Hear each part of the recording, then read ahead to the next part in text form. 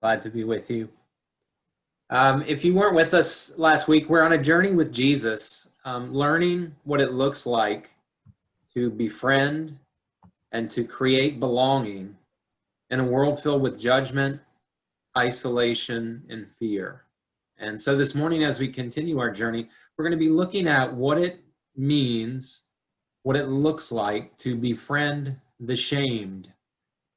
So in order for us to kind of get in touch with that, I want you to think back to the last time that you can remember feeling shame. Now, oftentimes we try to forget these moments. We try to cover them up.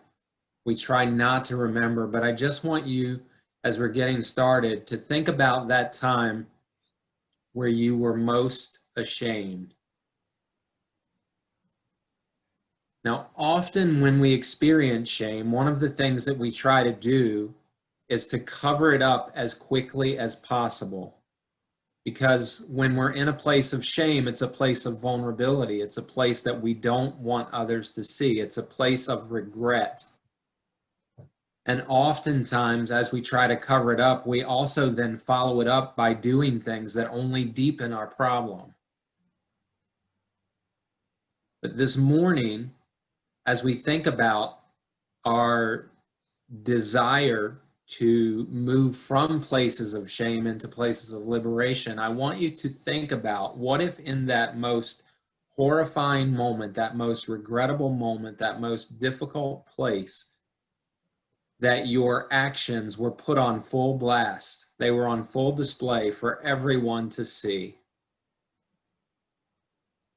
And as you get in touch with that possibility, that horrific possibility, you'll understand just a little bit about what it would be like to enter into the story that Ricky just read in John chapter 8. Now, to set the stage for John chapter 8, understand people have gathered for a worship experience. They've sung their songs, they've passed the peace, they've prayed their prayers, they've shared communion, and now it's time for the sermon. But just about the time that Jesus is ready to give the message, this mob of self-righteous holy men drag this half-naked woman into the middle of the sanctuary or the place of gathering, and they throw her at the feet of Jesus. Now imagine something like that transpiring in a worship service in which you're attending. And as they throw her at the feet of the teacher, they say to him, "We caught this woman in the act of adultery. The law says that we should stone her. What do you say?"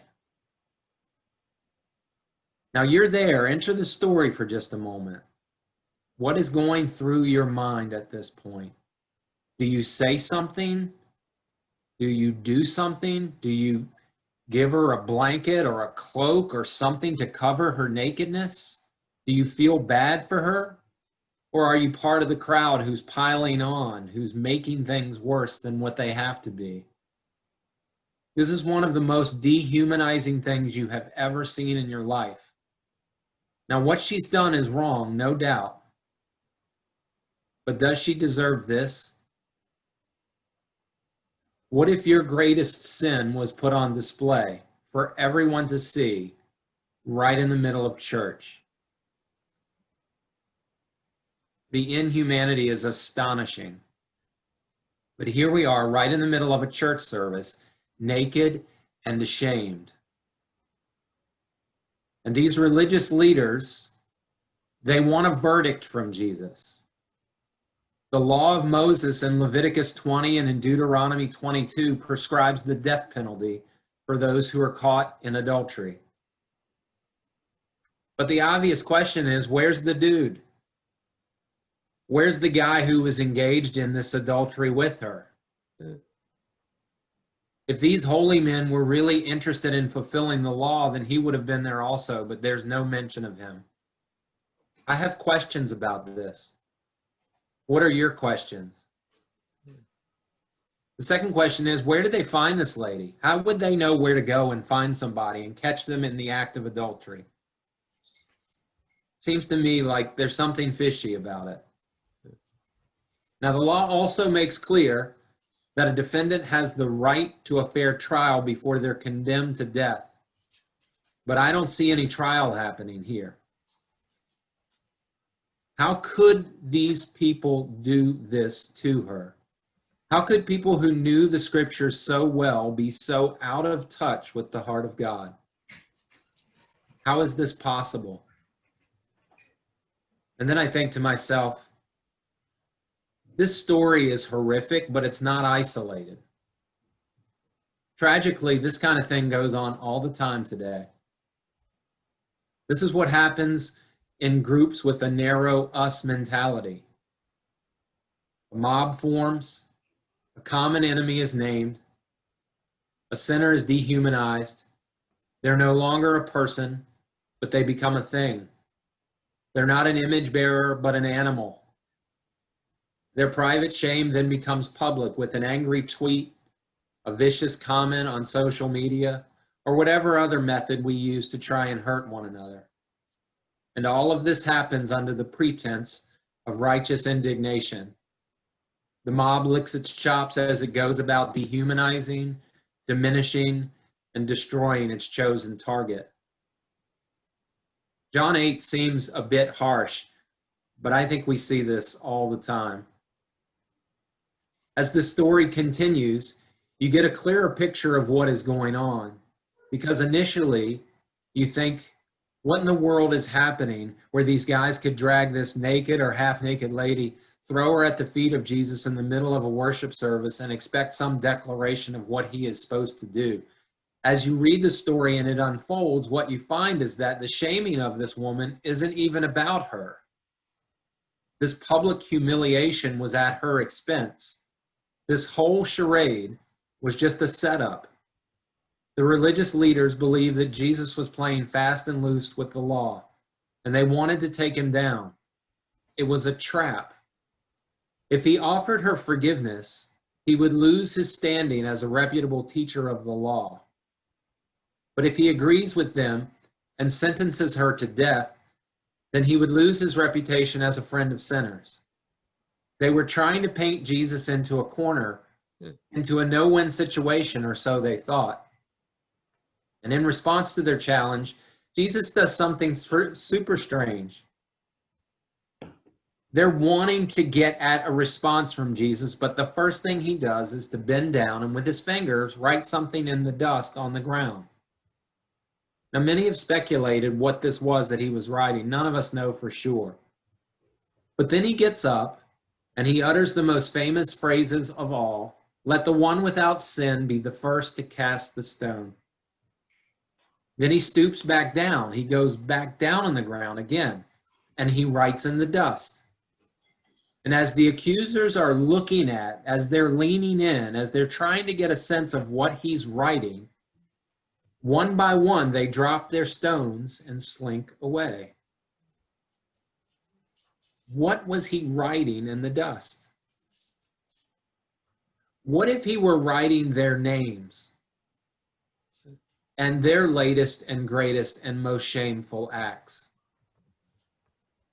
What if as he looked at them, he was exposing their sin? She's not the only sinner in town. What if what he was wanting them to see was the log in their own eye before they looked at the speck in hers? What if what was going on is that he was exposing them, and as they saw their names and as they saw their sin, they couldn't do anything but drop their rock and slink out, from the oldest to the youngest? Maybe he was trying to put them in touch with their own humanity, even as they were trying to steal hers away from her.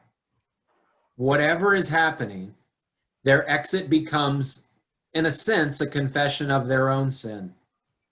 And Jesus is left sitting on the ground with the woman standing before he and the other Sunday worshipers, astonished at what they have just witnessed. Jesus then stands up and asks the woman, "What just happened?" As if he was somehow oblivious to all that had been going on while he was writing. But when he stands up, nobody else is there except her and those who gathered for worship. Where are your accusers? Is there no one left? And as you look at and think about where they are in this moment, then her response says everything that we need to know about this interaction as it unfolds. When she says, "No, Lord, there's no one else left." And then he says, "Well, much like they weren't left here to condemn you, neither do I. Go and sin no more." Now, in this moment, I want you to see the difference in how Jesus treats someone who is caught in their sin and their shame, and how the religious establishment does. One sees humanity and treats with dignity. The other does not and treats with disdain. The problem is when we cease seeing the image of God in others, we somehow feel we have the right to say or do or post anything we want, but we do not. Jesus acknowledges the woman's sin, but he doesn't define her by it. He invites her to a better way. He doesn't even address or do anything about her nakedness. He simply says, "I'm not here to condemn you either. I'm here to release you.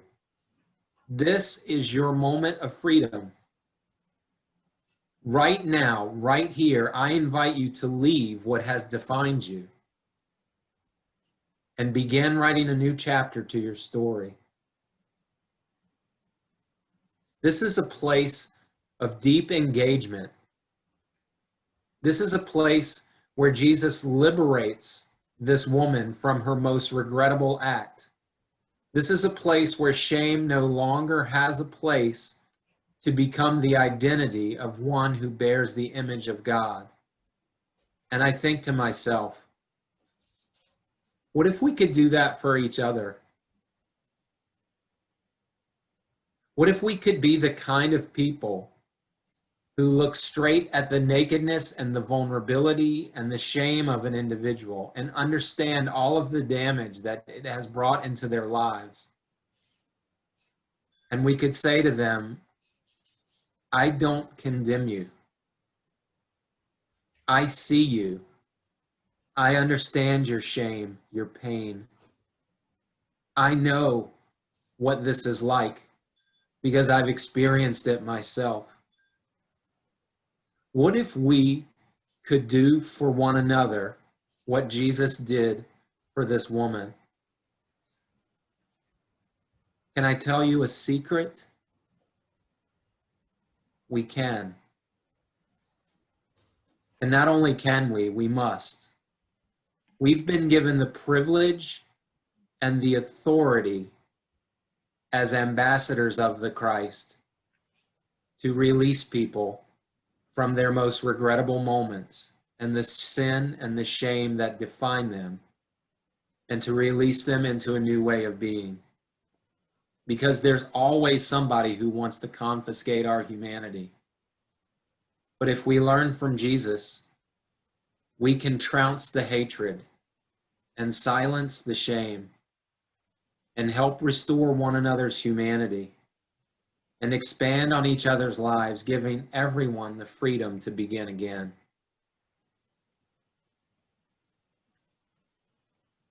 I want, as you reflect on this story, to reflect on your own life.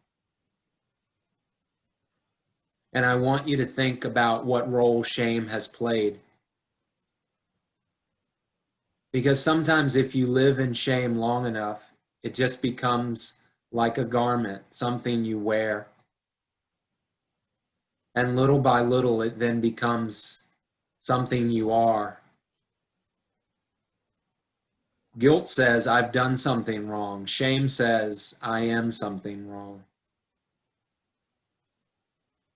Jesus says, "You are beloved of God,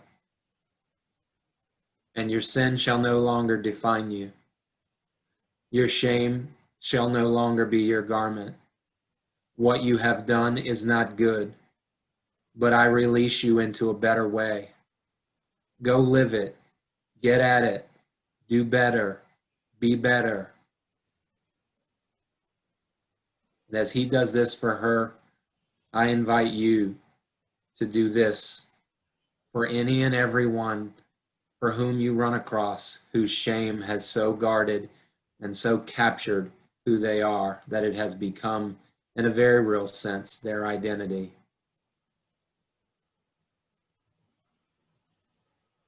We, in this day and age where there's so many things that are so challenging and so distressing and so difficult, need to be ambassadors of people who bring about the release and the freedom of those who are trapped in their sin and shame.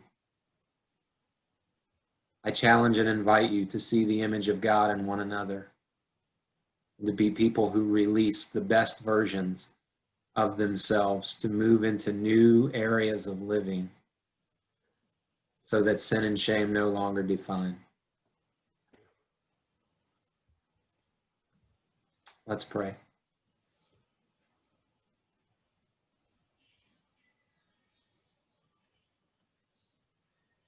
Father, I thank you that you've given us a picture of how we are to treat people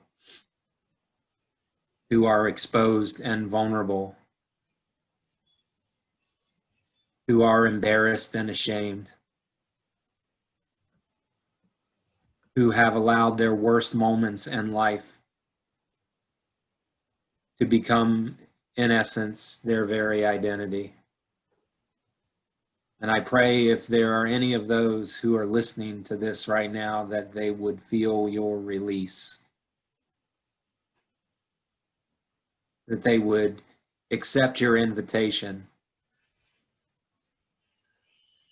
to move from their places of regret to places of new life. And as we walk in the newness of the life you offer, help us then to be people who invite others into the same.